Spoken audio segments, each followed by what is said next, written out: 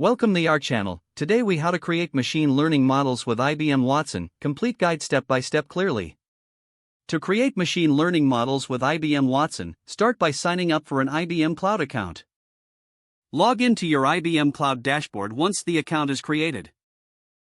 Navigate to the Watson section from the Services menu. Select the Watson Studio service to access its features. Create a new project by clicking on the New Project button. Choose a suitable project name and specify the type of project you want. Next, select the data. You can upload data files directly or connect to services like IBM Cloud Object Storage. Once your data is ready, proceed to the Data tab in your project dashboard. Explore the dataset and check for issues such as missing values or outliers. It is crucial to clean and pre-process the data before using it for model training. Use the transform feature to apply any necessary data transformations. After preparing your data, move to the Assets section to add a new model. Select the type of model you wish to create, such as classification or regression.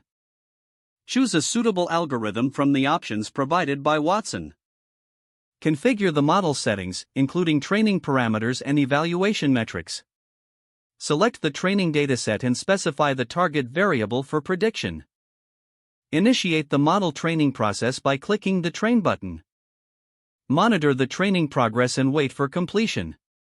Once training is finished, review the model performance metrics provided. If the model performance meets your expectations, save the model for deployment. Optionally, fine-tune the model by adjusting parameters or features. Next, proceed to the Deployment tab to deploy your model for real-time predictions. Choose the deployment type, such as a web service or batch service. Follow the prompts to configure the deployment settings. After deployment, test the model with sample input data to ensure functionality. Make adjustments as needed based on test results. Finally, document your model and workflow processes for future reference. Don't forget to like this video and subscribe to our channel for more step-by-step tech guides.